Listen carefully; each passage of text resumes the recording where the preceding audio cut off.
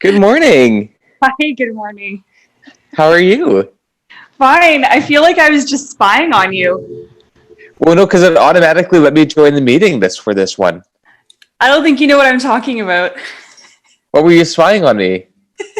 How you were up really late last night, weren't you? Oh, wait, because you could tell that I started the meeting Because earlier? it always it sends me a notification when a recording is finished. Oh, funny. And so I got an email this I'm looking and I'm like, Hero Prince joined Carla Hall's meeting at 12:45 a.m. or 1 in the morning. Last night, your recording is now finished processing. So I was like, oh, what am I going to see here? I don't know if I really want to look at this recording. Well, the laptop was closed, though. It's so I was kind of a brat. Instead of asking you because because of your privacy, I just decided to look at the recording. It was 18 seconds and it was just you sitting at the computer with your shirt off, just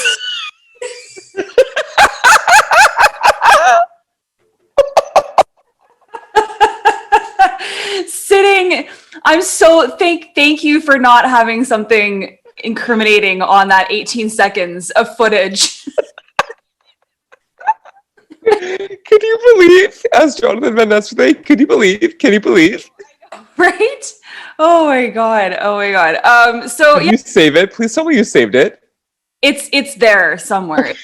I'll show it to you. But At oh my wedding reception. oh my god. What were you doing? How come you clicked on it so late at night? Well, because I was just getting it ready for the morning in case I was like, okay, I'm gonna roll out of bed like 10 minutes before the podcast. I want to have everything ready to go. But then when I clicked on it, it brought me to the meeting. I'm thinking, no, it should say waiting for host to start meeting. So that's why I was like, oh, okay, I guess I'm just gonna join the meeting. Okay, hopefully this doesn't screw up her interview. Interesting. Well, that's I don't think that's happened before, perhaps. No, so it could have just been when you created this meeting, it might have had different waiting room preferences. Weird. Anyway, that kind of made my morning. So thank you. You're so welcome. I love laughing at myself. So good thing you have a Jewish best friend, gay bestie slash I future maid of honor. I knew that. Oh, what? Well, not no, okay, no. I'm just saying. No, I was more okay. Now I'm getting all excited. I was more like, you what? You would ask? That Yeah, was of course. what? Yeah, of course. Okay, we're too excited this morning, and it's like it's earlier than we normally get up to and do our. I know. I know. With good reason though, because I gotta say, I feel like I'm a broken record. I just can't keep believing that the people that I could only imagine meeting one day, even if it's through this format, are actually interested and curious and actually want to speak with us. And this woman is Carla Hall. Like, pardon me. Funny, what is going on with us this morning? It's called 3 days in a row and getting up two more mornings early in the exactly what's going on with us. I know. We're now You know what though? flipping now. You know what though? Carla will love this introduction because she is exactly this kind of person: free-spirited, real, quirky, completely authentic, true to who she is, marches to the beat of her own drum. And Carla is a phenomenal celebrity known chef. I don't know if she's comfortable with being known as a celebrity, but she is a very well-known culinary professional. Also, a recently former talk show host, one of the main hosts of ABC's The Chew, which Yeah. finished last year. And she also, what I knew her from, which I think a lot of people maybe in my generation found out about her from, maybe many, is from one of my favorite reality TV shows, Top Chef and Top Chef All Stars. Yes, and that's where I know her from. But I do remember the Chew as well. Yes. Mind you, my hubby and I have not had cable in like years and years and years, but we do watch a lot of stuff online. So did someone chew the cable? Someone chewed the cable. It must have been really kosher for it to be that good. No, it was Adriano, actually. Slow clap. Oh, wow. So yes, that is all of that in a nutshell. There's so many like layers to this woman though, because so many layers. Model, yeah. And I was reading about how she actually went to France for some modeling things, and she ended up getting more into food then, and then went to cooking school and stuff. And so she kind of came into cooking through modeling, if I'm not mistaken. And then she used both of those backgrounds and her understanding of the entertainment industry and things like that to kind of bolster what her claim to presence was in the media. And then Top Chef, Top Chef is one of my favorite reality shows for sure, and Hell's Kitchen as well. And yes, they're both food oriented, but when it comes to the way that she presents herself on the show, and I think I've talked about this a little bit, I know in reality TV show production, you can tell that some people might not always be represented as who they are, or they might be putting on an act. And like Christina, like Nick, like Jay Rodriguez, like Scarlett Bobo or Maddie Cameron. Like these are like a few percentage of the people that actually represent themselves so authentically, and you know that what you're seeing is stuff that can't be made up or dramatized. She just came in, did her thing, did super well in both seasons, making it to like the finals in both seasons. And she is someone that is so freaking funny and down to earth. Like, Hootie! Like she's gonna hear this and be like, oh, good morning. It's, you know what, and I've been following her Instagram as well. She's just so full of, she's just joie de vivre. She's so and she does just things to make you smile on your face. Like I was watching a live IG live, and she was just dancing to music. I love it. You know, I want to ask her about, not that long ago, she made donuts in a hotel room. Really? Like who does that? Who makes donuts while they're staying in a hotel room? Carla Hall does. And she's got perfect repertoire skill sets, especially when it comes to the quick fire challenges, the elimination challenges that are thrown at her, and, being on other Food Network shows. So she also is a Food Network TV presenter and host of has been on a few different shows. She's also been such a successful parent, I can imagine, and wife and human being. And she also is very, very successful for basically just being a rock star woman. Like being, I think because of the times we're in, being a person of color and being a female is more important than ever to have a voice and to amplify and to stand up for the communities that I feel deserve to be represented equally or more than these majorities that are getting all the spotlight, which is fine. But these people need to have their voice heard, and they're people that are worthy, that have so much knowledge to share with everybody in the world. And Carla is no exception. And she's so respected. And I was looking at what she's been doing very recently. She was on Sesame Street. Oh, okay. With Sesame Street characters Cookie Monster and I think they meant to say Gonzo. I don't know. In a series called Snack Chat. Oh, I love that. They make fun of Snapchat. How cool is that? Isn't that awesome? I feel like when you've made it to Sesame Street, or it back in the day it was the Muppet Show. I was just gonna say, what about the Muppets? Well, that's been how many years has the Muppet Show been off the air for? And then they did like a revamp. Well, they've done their movies and stuff like that. But I feel like once you've made it to the Muppet, here she comes. Oh my God, she's here! Oh my God! Oh my God, it's Carla Hall! What's up? How are you guys? Not much. I'm good. How are you? Good. Oh wait, hold on. Can you hear me? Yeah, I can hear you perfectly. Can you hear my gay gasp? As Rachel says, it goes at 3 octaves and he gets excited. That was amazing. Pretty good. That made me feel really good. Oh my God, seriously. I'm like, we're all human. I like to say this, we're all human in the end of the day. But when someone you think about that you would always love to connect with one day, whatever the form it is, and you think this person's actually interested, like, why me? It's very humbling.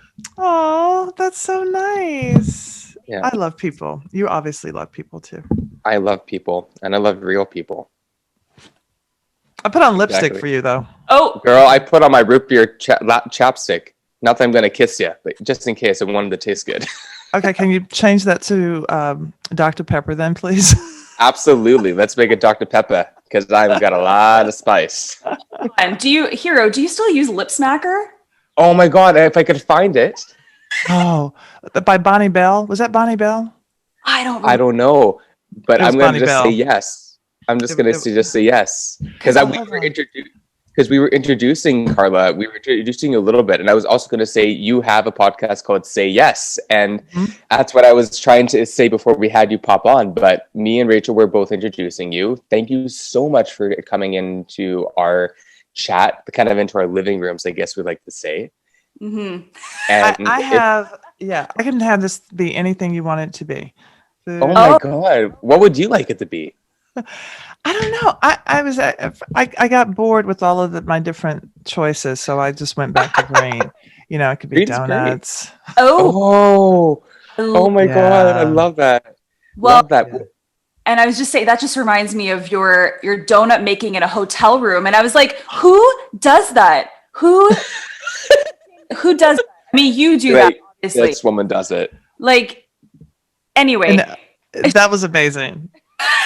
that was Gazina Prado and Jason Smith and I. So we were hosting. Which show was it?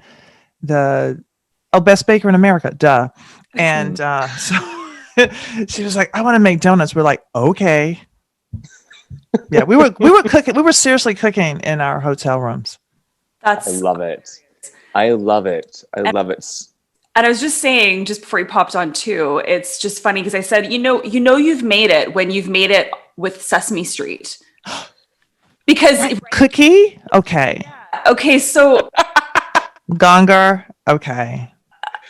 Exactly. I know we're gonna jump all over the place, but That's fine. When I saw that, and then I was like, I feel like you've made it when you've been on Sesame Street, or back in the day was the Muppet Show. It's like the thing.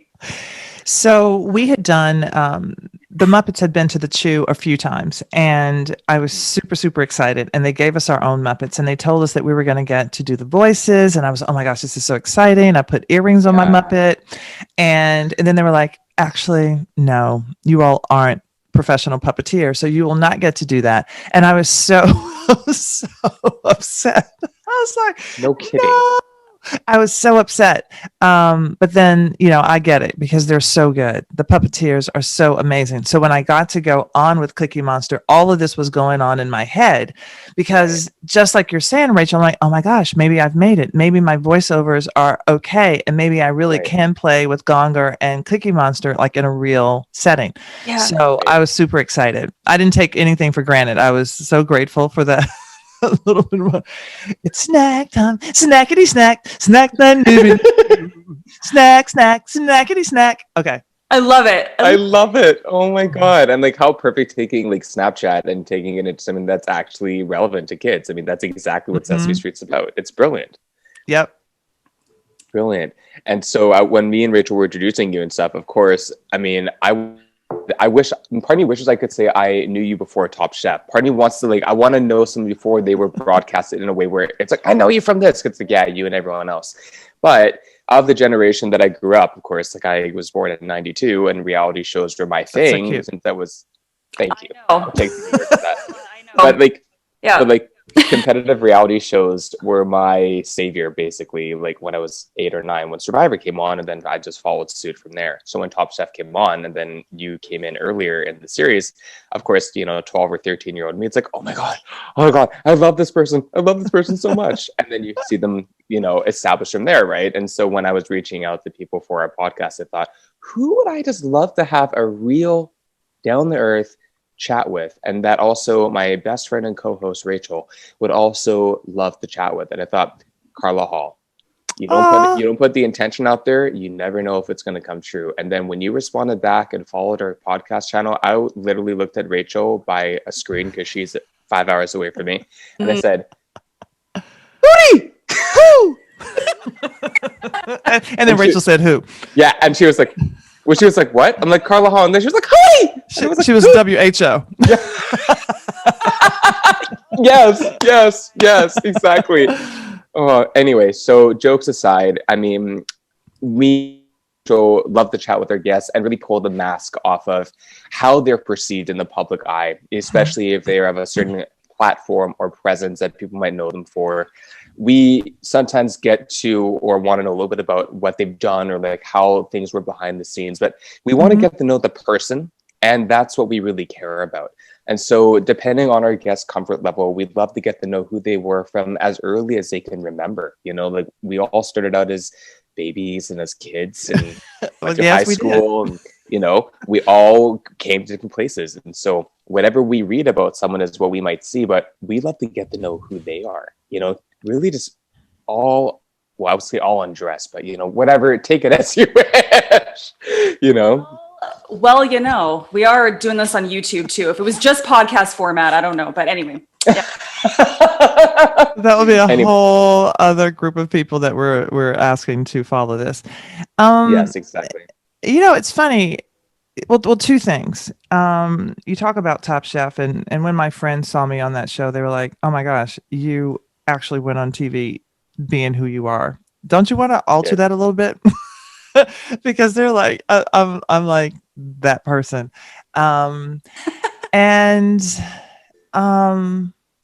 really try to be who I am all the time. I mean, I guess granted I do remember walking down the street in New York and I was so exhausted. I was like, oh my God, I'm so tired. And it was just a long season. I was still on the chew. Yeah. And this guy spoke, and I remember walking down the street saying, am I going to have to smile at somebody? Am I going to have to talk to somebody? Because I really don't feel like it.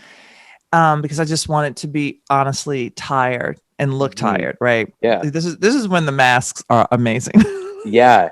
Right? Yeah. Right. Yeah. Yes. Right. Yeah. So I was walking down the street and almost felt crazy because I was like, okay, should I smile? Don't I smile? And this is going on in my head, but I don't know what my face looked like because it could have been like, you know, right? Like, you know, smile. No, I don't really smile like that. And then somebody spoke to me and then I was just like, hi.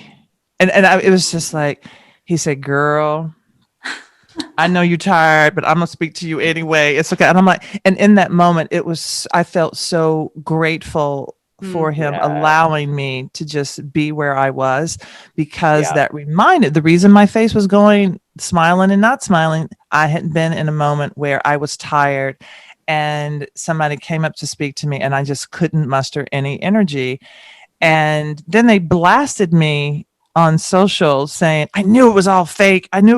As if, you know, I have to be in that moment all the time. And what people don't know about me, and even some of my friends, they assume that I am an extrovert, when in fact I am borderline introvert extrovert. So I can be up and out, but I do need time to recover. And so it got to the point where I'm like, if I'm going to recover, I'm going to be at home. Right. You know, right. Yeah. I get that. I'm the exact same way as you. People perceive you one way, but they don't necessarily know what's required for that side of you to be prominent in their eyes. Mm-hmm. And then you have to regroup. You know, I mean, when I'm up and out and loud, it is genuinely up and out and loud.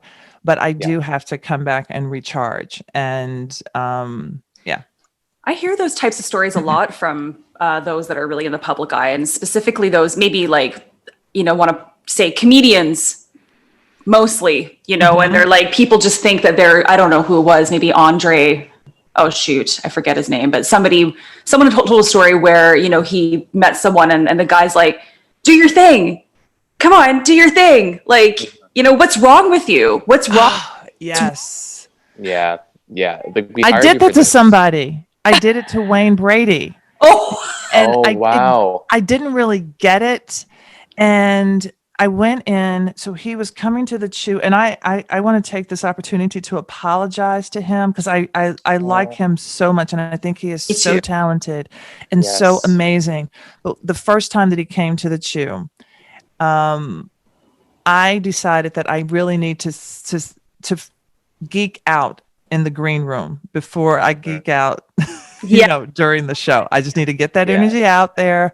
Yeah. And so I went to say hello, and he had just finished a call. And I'm like, "Are you okay?" He's like, "What? Am I supposed to like jumping up and down and do all this and just and shucking and jiving?"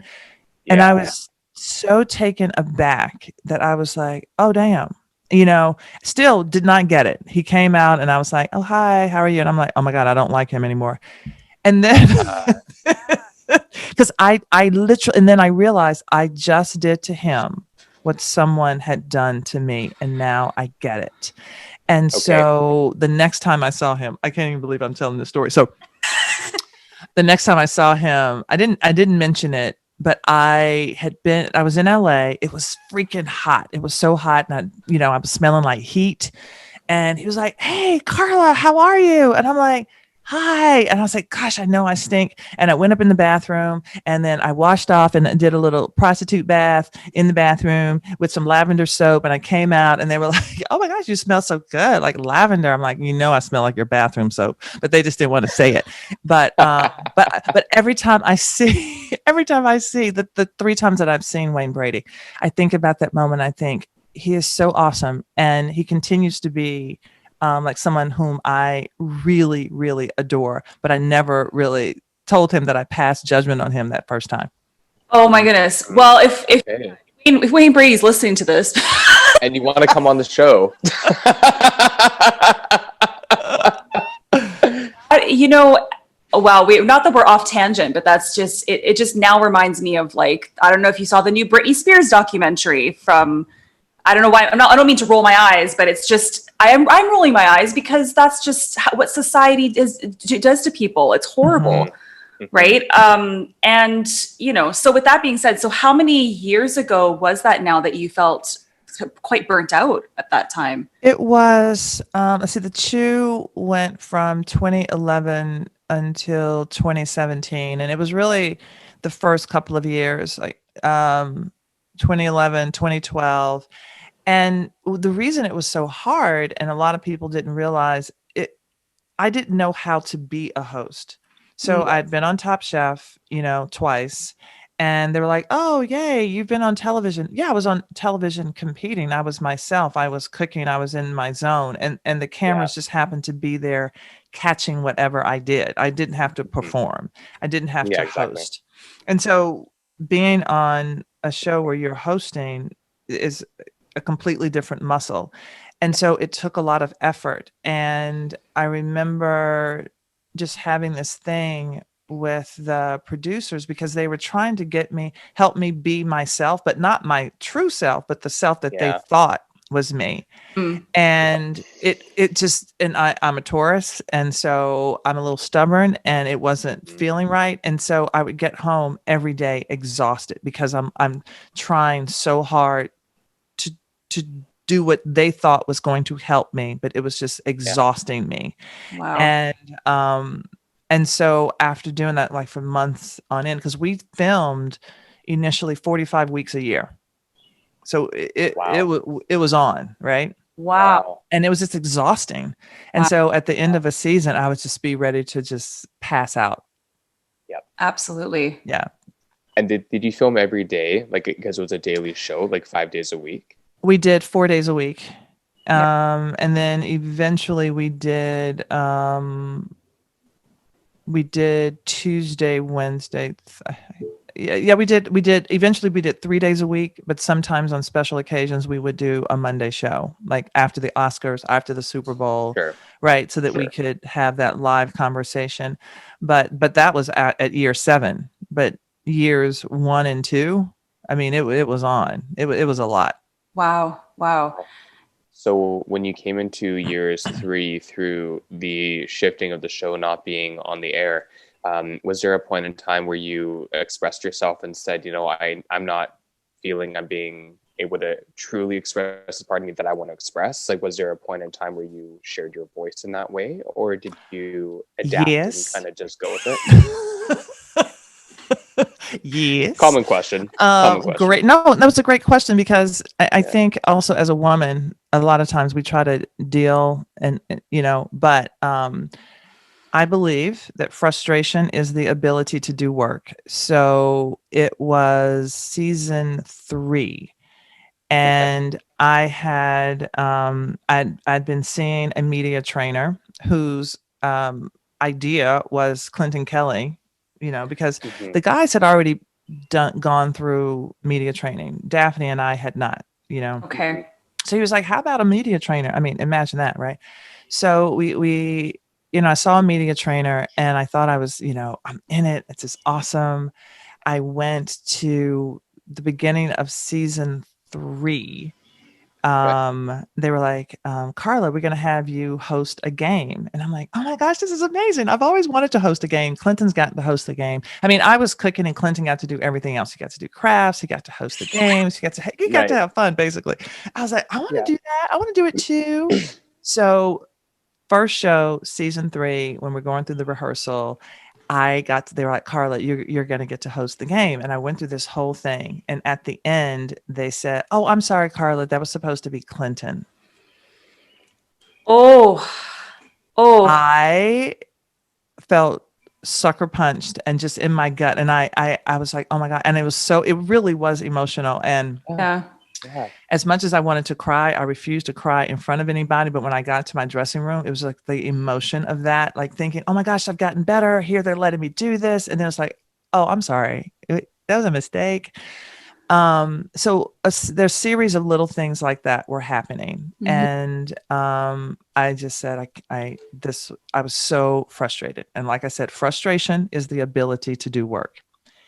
And so one day I called a meeting with the executives, and because I think the straw that broke the camel's back was when the executive producer said, the guys are so much better than you, and they're doing. I mean, he literally said, It's real, like in those words. Oh no, I mean, pretty. he did. I need some sensitivity training. Jesus. Continue. No, he did. But in hindsight, that was the thing that I needed, because that was the tipping point. And I know that a lot of times you would think that I would hold on to that, and I'm not. I literally have let go of that because of that statement. I was furious. I was like, okay, am I going to have to quit this job? So I called this meeting, and the other thing was the tipping point. Gladys Knight came on the show. She is from Atlanta, right? Okay. Hero, your eyes. Exactly. Like, what? Gladys Knight from Atlanta, grew up with Gladys Knight. What? Are you kidding me? And the Pips. What? I mean, like my childhood as a young Black female. Are you kidding me? Yeah. I didn't get to cook with her. Michael cooked with her. They made smothered pork chops. What? Are you kidding me? Okay. That's in my wheelhouse. Okay. Anyway. Yeah. So that was another tipping point. And so I went to this meeting, I called this meeting, and I said, if you didn't think that I, as a Black woman from the South, wouldn't want to cook with Gladys Knight, that is your report card, and you fail. Oh, shit. If there was something wrong with my interviewing skills or cooking, and you never told me, and you judged me on that, that is your report card, and you fail. Mm-hmm. And then I went on and on and on. And then I was on a roll. And then I was like, yes. It's just like, exactly. It's like, yeah. And so I had all of this, and Daphne and I had gone into that meeting together, and she's looking at me like, I am not with her. I want my job. Yeah. And I was going on and on and on. And I was even crying, and I didn't care, because what was going on in my head was, if I do get fired, I don't want to sit at home and say, I wish I would have said this. So I decided to take all of my power back in that moment. And I could have left, with my head held high. Mm-hmm. And in my head, and I think about this, and I don't know if it happened or not, but in my head, the executive producer stood up and clapped and said, okay, you ready to get to work? And from that point on, I stopped being who they wanted me to be. And I started being myself. And to give you a moment of that was comparable on Top Chef, it was season 1, Restaurant Wars, and I was standing there thinking I was going to go home, and it was between me and Radhika, and Radhika went home, and I remember thinking, okay, I'm probably going to go home, and my heart was beating really fast. And I remember looking at Padma, and I said, wait a minute, nobody has ever died here. Nobody has ever died at the judges table. And so what's the worst thing that could happen? I was like, it put everything into perspective. And so that was the comparable moment on Top Chef. And then I started to do better, and I started winning. I was winning cars and stuff. And so that was my moment on the Chew. It was, frustration is the ability to do work, but unless you are willing, and I'm not saying that everybody's life is going to turn out like mine, but unless it's something in you, unless you're willing to go there and to let go of all of the performative actions that you've been doing, you really will not get to your greatness. You won't. Wow. I'm just absorbing all of that, because that's such great information. It's so inspirational, but that really could have gone one of two ways. And, and I'm actually quite humbled by the fact that it did go the way that you said it went, because there's so many other stories out there that you hear, specifically women, people of color, those kinds of things. I mean, I don't want to assume anything about who these people, what their backgrounds were that are top of these shows, or what the color of their skin is, or any of those things. But it could have gone one of two ways. And I'm just really happy that it didn't go the other way. So that's to me, that almost feels like hopefully we're heading in the right direction in some ways. Maybe. I don't know if you felt, me. Okay. Let's unpack that if we want to. So that moment for me was less about race than, intuitively, and talking to my friends who are intuits, and yes, I know and believe in psychics. It was my lesson to be myself. That was the biggest lesson. That lesson there had nothing to do necessarily with race. Okay. Because I had those moments too. And I had those moments where I'm like okay, y'all. When I had to, even when I talked about Black Santa, and they're like, wait, what? Carla, you're so funny. I'm like, no, what are you talking about? That is the Black Santa. Or when it was Black History Month, and we had an actor on who was in Hamilton, and they were like, oh, this is in honor of Black History Month. I'm like, you cannot and will not mention Hamilton and Black History Month in the same sentence. That has nothing. I'm like, are you kidding me? That has nothing to do with Black History Month. Okay. Yeah. I also remember President's Day, and they're like, okay, everybody was dressing up. I'm like, well, who am I going to dress up like? So I decided to dress up like Phyllis Wheatley. I'm like, there are no presidents that I want to dress up like. Right. So, that was real. And I pushed my feelings about it. I never felt like I couldn't, because it was in their face, even to the point where I'm like, you need more Black producers, because there is no one here to help me tell my stories. Clinton wanted to do the craft corner. He's like, look, I'm not going to do it. Y'all need to bring somebody in to help me do the craft corner. I said, it's the same thing that Clinton wants. I need somebody to help me tell my stories. Right. And it shouldn't be on me. And there just weren't. And then when there were the Black producers, I'm like, oh, everybody, we have a Black producer on set. Let's honor them. Oh Lord, This is what I like to talk about a lot too. Is yes, it's about neutralizing to the point where it doesn't even have to be a discussion. Whether if it's, you've got mental health conditions, like I've got nonverbal learning disorders and stuff, and that's not even in the diagnostic systematic manual, whatever you call it. It's not in there. I'm gay. I'm white, I'm male, but I'm Jewish. Like I've got 3 things on me that people can discriminate and more. Like all those things. But on the surface, I look like a white male.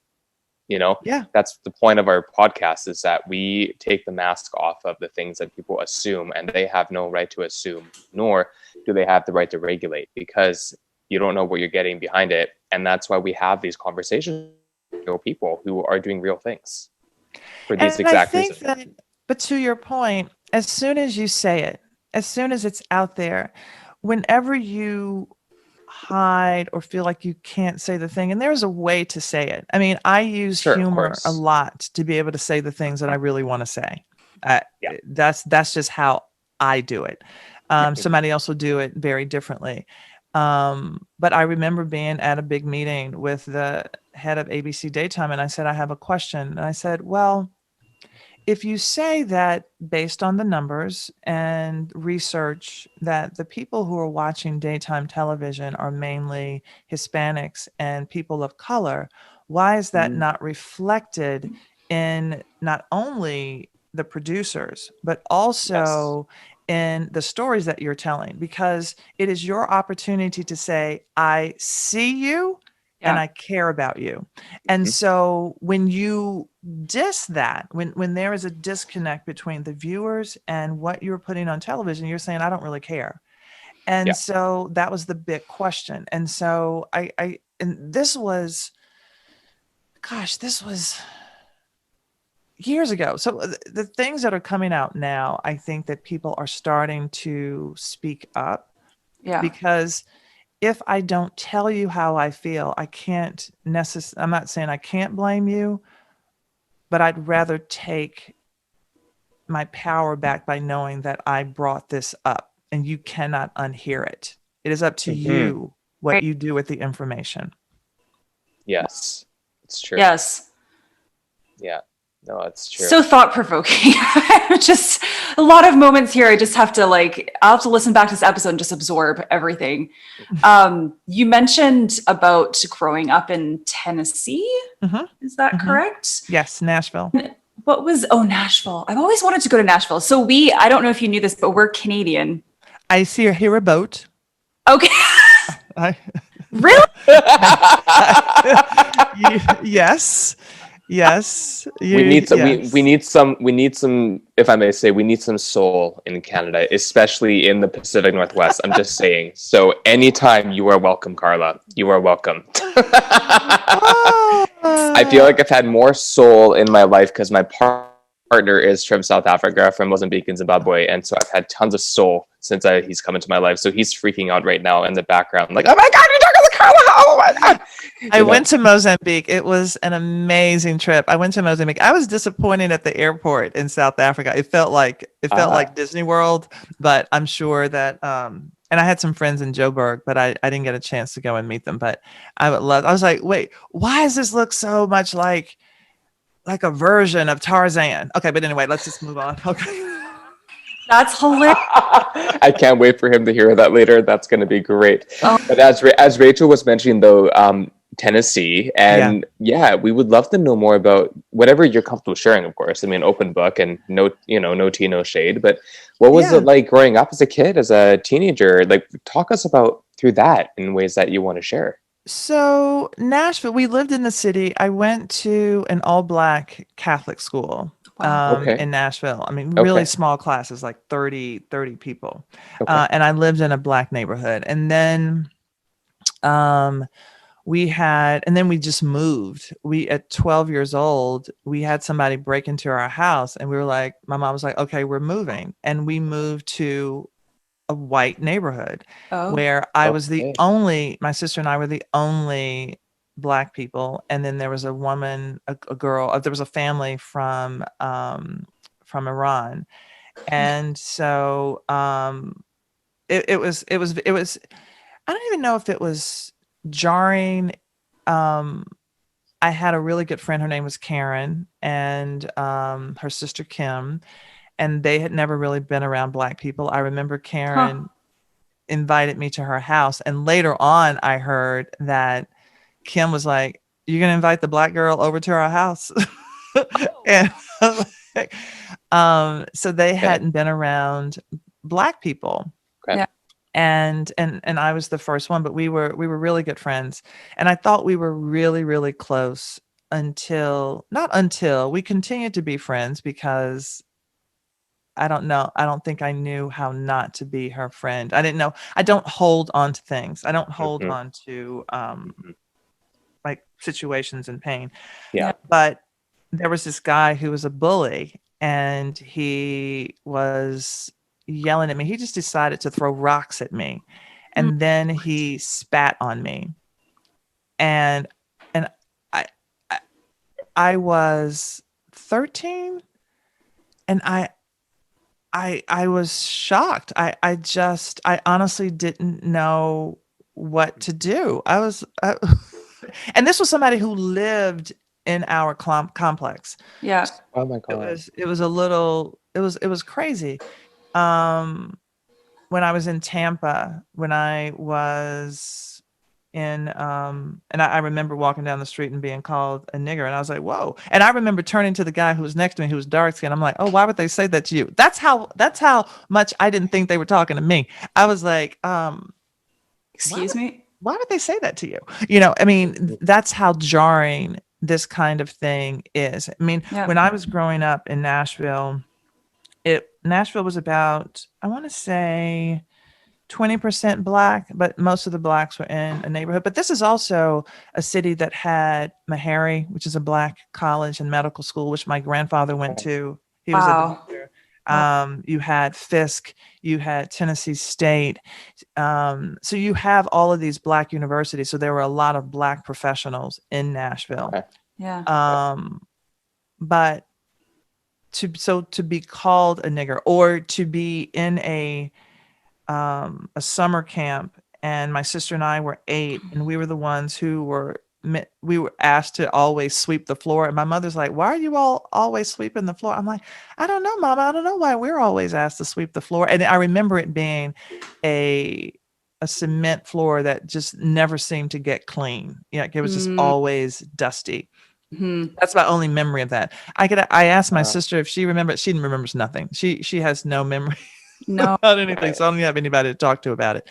But, those were some moments that stood out to me. But conversely, there were these moments of just seeing all of these professional Black people that I grew up around. And so I never felt less than. I felt equal to, so when somebody did say something to me, I'm like, gosh, after I was stunned and looking back, as a Black man, I was like, oh yeah, that's an ignorant person. Yeah. Yeah. Good. Yeah. Well, and it's interesting because, but all three of us come from slightly different eras, I want to say. Yeah, no, we do though. We do. Yeah. Because I was born in 1964. Okay, right. Okay. Just to put things into perspective of the times, so to speak. And I was born in 83, and here was. I was born in 92. Yeah. Yeah. And I don't have a lot of experience with down south in the States, but some of those things I didn't know. Like, I didn't know how there were so many professionals in the Black community where you were, and that's pretty amazing. So you had role models to look up to. Yeah. Wonderful. That's important. It is important. So how did you, with having those role models, because I read that you actually ended up going to accounting school? You wanted to.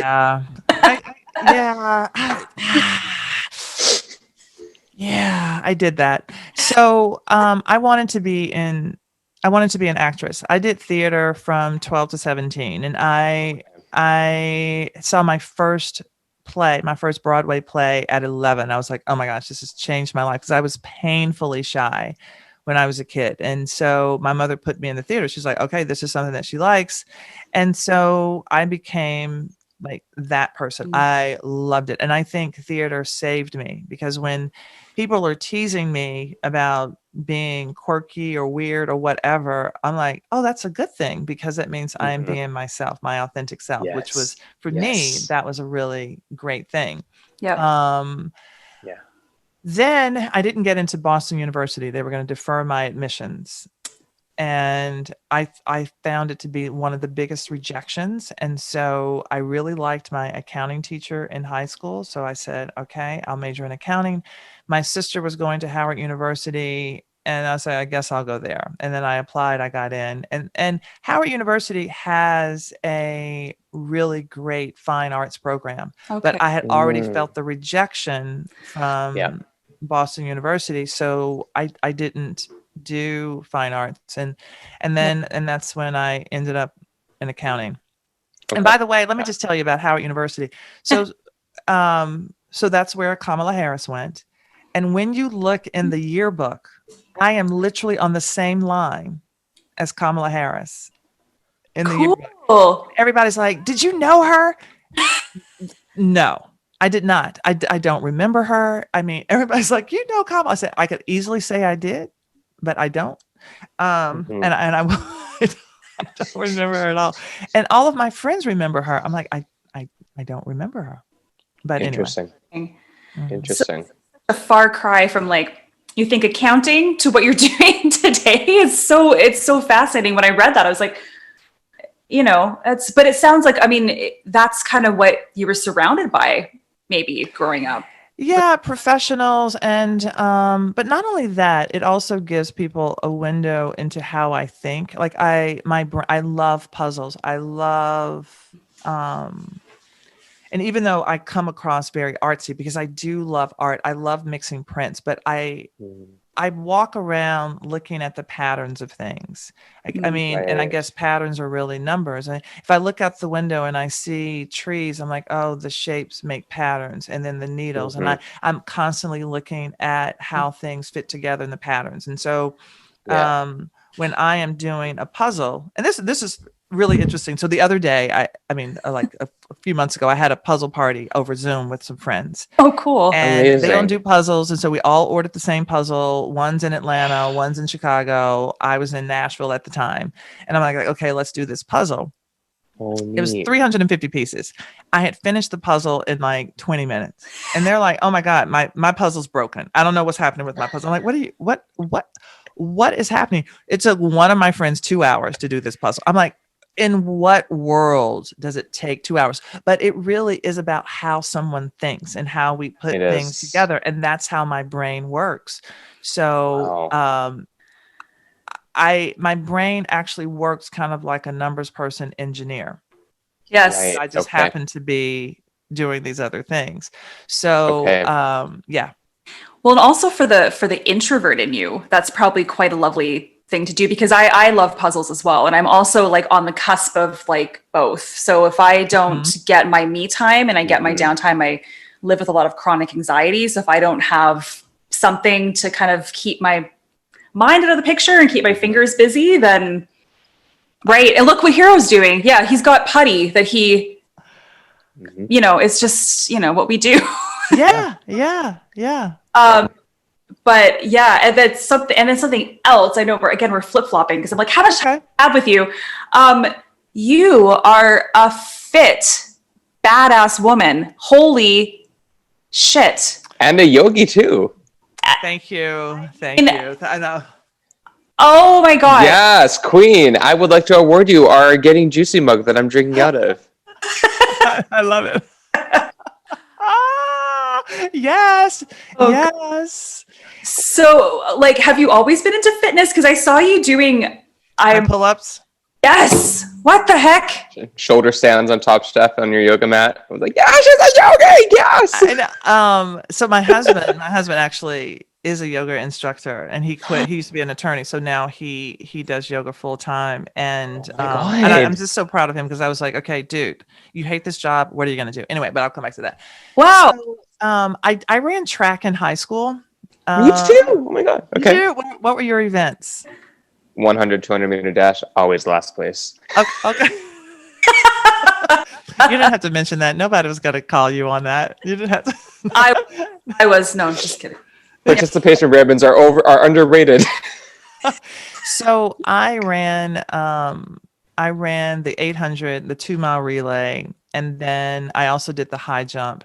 And it was just something that they were like, you're tall, let's do this. I wasn't great at basketball. I tried playing basketball like in 8th grade. I was terrible. And this was back in the day when it was half court, and I had those buddies because my mother wasn't going to invest in any good tennis shoes, and so you couldn't go past the half court line. And I went sliding over, turnover time every time. But then I would only get in like when there was a minute left. But anyway, so I started during the pandemic trying to get back into shape. So I ran a marathon when I was 40. So I've always been, somewhat fit. And I thought, as I saw my body changing after 50, I was like, oh my gosh, what is happening to my body? And at 56, during the pandemic, I decided to work out because Matthew was working out and working with a trainer. So I decided to do the same thing. And in 3 months after changing my diet and doing weight training, I always assumed that menopause would put that tire in your midsection. I thought that menopause was just changing my body when in fact it's not. And it's just, as a woman, I have to work harder to build muscle, but it has been empowering. I have to tell you. And when I did those 5 pull-ups, I had only done 1 before.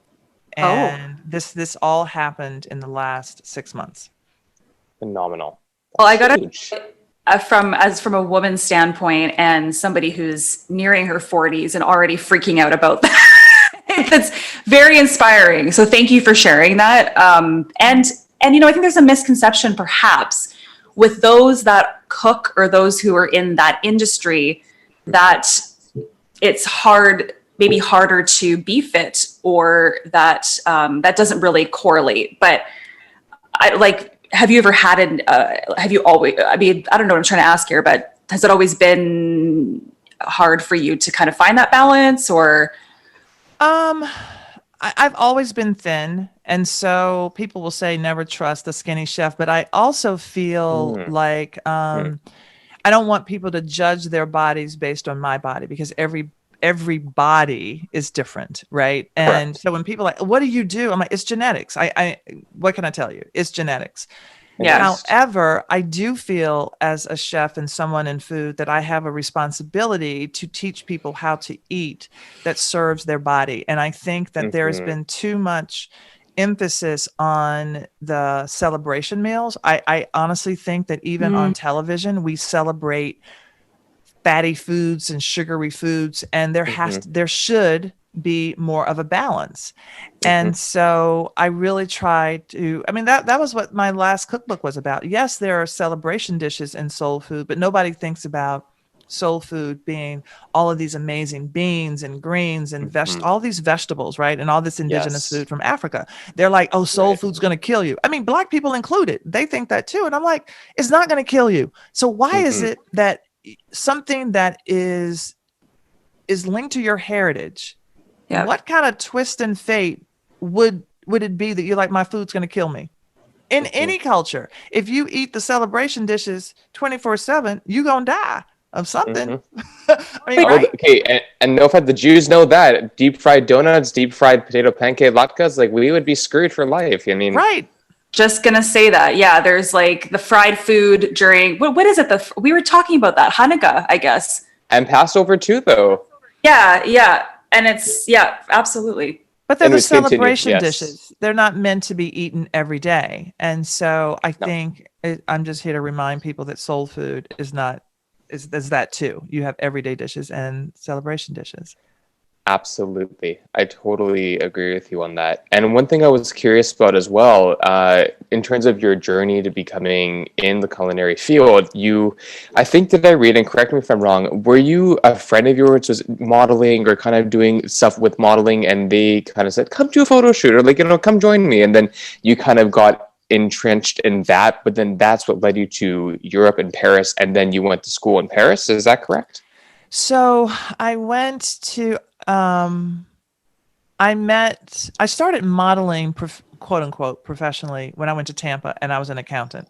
So that it was just a way to meet people. That was like, somebody came up to me and said, do you model? And I'm like, I don't really, but she's like, yeah, why don't you work with my agency? And then, so I started doing more things, hated my job, and then quit my job. And then I quit after seeing these girls who said, I'm going to Paris. I'm like, oh, that's a great idea. So I decided to quit, pay all my bills, and move to Paris. And I had one telephone number of a girl who was, I mean, other than, I didn't really know those girls. They were just going to Paris, but I had one telephone number and a room. Mhm. And so, yeah, I just sort of went. My mother was like, okay. I mean, at the time I was 24 and it didn't feel particularly young, but I had done everything that she wanted me to do. I went to school, I graduated, I had taken the CPA exam. I mean, I did all Mhm. this, checked all the boxes. And Right. so I was like, okay, now it's for me. And it was really a bridge between what I knew I didn't want to do, which was accounting, and what I Yeah. eventually wanted to do. And I didn't know what that was. So I was really open. Right. Mhm. You have done so many things. So Say many. yes, baby. Say yes. I love Literally. Literally. that. So that's almost taking us to today. Mhm. So what are you doing right now? Like, I know there's been, and I know because I was talking to your assistant and she's like, well, I think Carla's filming this and then she's filming that. And like, so the pandemic, actually, first of all, where are you right now?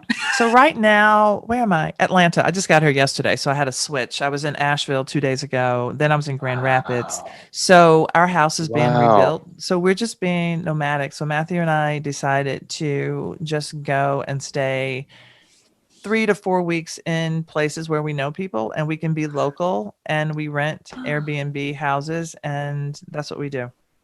Oh my God, Wow. that's Mhm. fun. How long has Wow. that been going on? And since January, like January 7th, and it will go on until probably the end of July.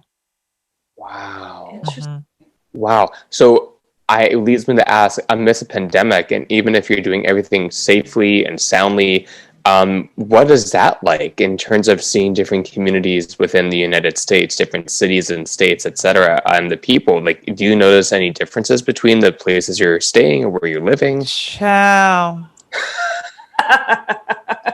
It seems like every city we've been to, they've had an uptick in numbers. So we were in Tennessee because I was there with my mom in Nashville. And we're not out doing things. So I don't go to restaurants or Yeah. anything. We're really careful. We were in Michigan, uptick in the numbers. We're in Georgia, uptick. And I just got my first vaccine shot Yeah. yesterday because we're going to be Great. here for four Great. weeks. So I'll be getting the second Yes. one while I'm here. But yeah, people are Wow. really cavalier. We went to a gym. We're like, okay, we're going to go to a gym because they said masks are required. We get in there, nobody's wearing the masks. So Mm. we're like, okay, we won't go there. Um, it's really interesting. People who proudly do not wear masks, even in hotels where we've been through, and we're like, hello, aren't you going to put a mask on? And so you just have to continue to do what you do. I have filmed during the pandemic 4 shows, and the shows are incredibly safe, and they have a COVID, um, like a COVID specialist part of the Yeah. production. Yeah. Yeah. So that's been great. It takes a lot Hmm. longer. Of course, it's more expensive to have this, but everybody feels safe. Yeah. And I'm going to film a show in Knoxville, Halloween Baking Championship. So I'll be filming that in May. Nice. Amazing. Well, you know what I was actually saying to Rachel is that of all the reality shows, even if it's like a Food Network 1 hour production, like things like that, or a continuous series, the cooking shows, from my rationale, would actually have the easiest time pivoting in a pandemic because you're already spaced out anyways. Yep. And the chefs have their own stations anyways. So unless if you're in Top Chef, which I'm curious about this season as it's coming on with the COVID and pandemic, and I'm like, oh my God, Papa's so far away. But anyway, people running around each other, that is a little bit more like, okay, that's interesting, you know? But if you're in like Master Chef or things like that where you're so stationed out, it's Mhm. kind of pandemic proof, isn't it? Like from the viewer side, it seems pandemic proof. It is, but also everybody has been tested. Yeah. You have to get Yes. I mean, I was tested every single day when I was shooting. So every other day you're tested. So and you're also isolated. You're already isolated, but as a group, you're no one from the outside. And the way a production works, there are groups A, B, and C. C are the Okay. people who don't touch the talent. They are far away. B is they come in and out. Only the A group is with the talent. So everybody is sequestered. So it's a really safe environment. But what they're trying to do, one is keep the numbers down, but it's also the optics from the outside, and just keeping people safe. So it's it's actually safer than any place you could possibly be. That's really There you go. for a few people too. That is really, really good. Mm-hmm. No, that makes sense. And so as we kind of start to wrap things up, so to speak. So right now back to your husband for a second. Sorry, I just remembered this because both Hero and I actually are yoga teachers. So it's fascinating. Oh. Yeah, I'm a full-time yoga, Pilates, and spin teacher, and that's how I met Rachel. Yeah, that's my bread and my butter. Well, not during COVID, but that's my thing. I'm a hardcore yogi. Yeah. Yeah. So I don't teach as much anymore. I do other things, but that's another story. Just, how do you make a living being a yoga teacher in this expensive city to live in, like Vancouver? That's a whole other story. But anyway. Right. So, well, Matthew's lucky because I'm like, go do what you want to do. Yes. And we planned when Matthew was working as an attorney, we planned for him to take off and do his thing. So Smart. Our lives are very simple. People are like, are you still driving that car that you want on Top Chef, that 08? Yep. Mm-hmm. I mean, I have a very simple life. We are just really, really simple. Matthew's actually doing a training right now in yoga nidra. So, I love yoga nidra. Cool. Mm-hmm. So now he's not making a living doing. Yeah. All that to say, he's not making a living doing it, but he is so happy. And what's so amazing, when he started doing the thing that he loved as a couple, it made such a, not that anything was wrong with our relationship, but it just took it to the next level. And it's amazing when both people are doing what they are meant to do. Yeah. It really feeds the relationship in a positive way. How did the two of you meet? Again, we're wrapping up, but I mean, I hear this. I love it. Yes. I met my partner, Sydney. Where is he? He's in bed right now. Hey, Sydney. Oh my God, she just said, "Hey, Sydney." Oh my God, that was so cute. Oh my God. I lost my train of thought. Anyways, continue. No, I met Matthew on Match, and I was only on there for a week, and so again, that's how we were supposed to meet. Okay. Yeah. Wow. And how long ago did you meet? We will be married for 15 years, April 29th, and we got married. We met on July 31st, 2005, and we married April 2006. Oh my God, I love it. Oh, I love it. When you know fast. That is, and it's like here, I think Hero knows, maybe. I don't know. Do you? Being coy. Oh my goodness. So, okay. So what are you doing now that people can hear you, see you? Well, I don't, those kinds of things. How can they find you? What would you like to plug? Except for, aside from saying sorry to Wayne Brady, that's. I know. Wayne. Well, the Best Baker in America airs the premiere on May 3rd. Mm-hmm.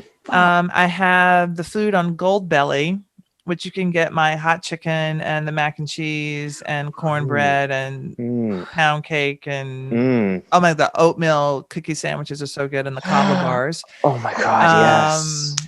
Then let's see. So those are the things that are coming up immediately. In the fall, I will tape my own show, Foodways with Carla Hall, which is more of a travelogue show, which I'm super excited about, and that's on Discovery Plus.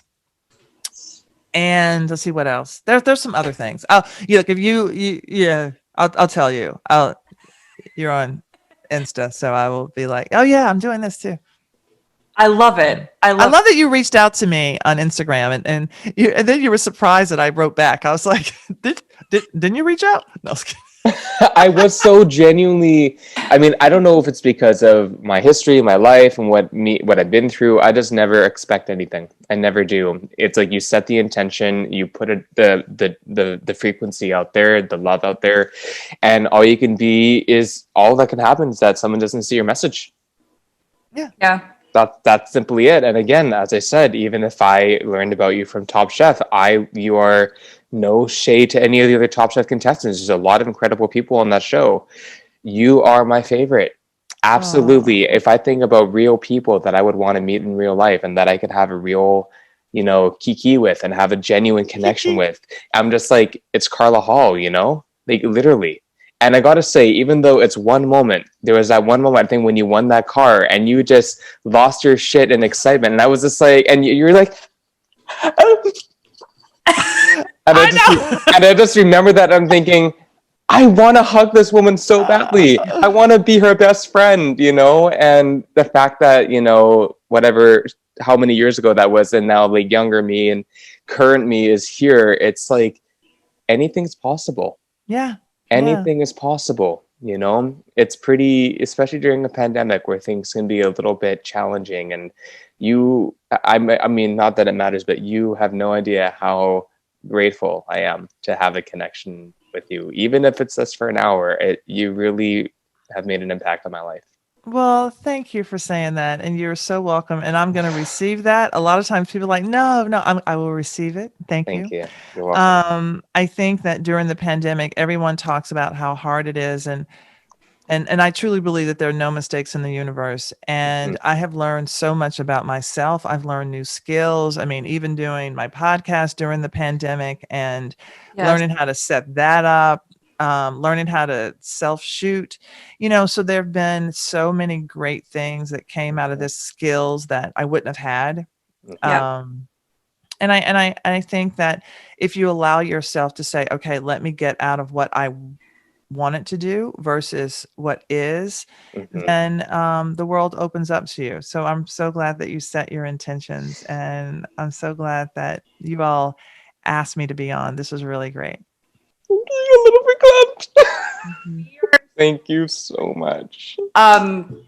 This whole interview or chat, I like to call it, has been very inspirational. So thank you so much for being on. I know you're going to touch the hearts of many others with this. And when we release it to the ether, we will let you know, or we'll let you know, and we'll, get it out there and all that good stuff. So, and if there's anything, that we can do for you, I mean, regardless of the size of our reach or platform, please let us know. We will do it in a heartbeat. Absolutely. We would love to support you long-term, however we can, Carla. Oh, thank you. Thank you. I have a children's book coming out, and I haven't really released it. And Christmas. Yeah. I'm super excited about it. Oh my God. That's just a little tidbit. But amazing. Well, anytime you want to share stuff or you want us to help broadcast anything you're doing, we will, again, do that for sure. And, one of the questions we love to ask, and us all being foodies, and I got to mention, I'm a major food intolerant. So anytime we get a chance to eat something that I can actually eat,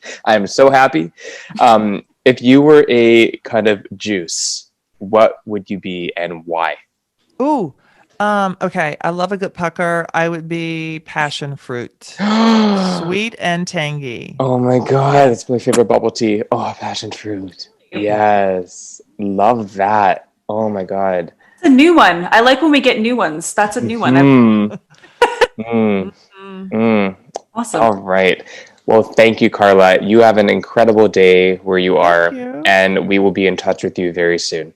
Sounds good. Thanks, you all. Thank you. Bye. Bye.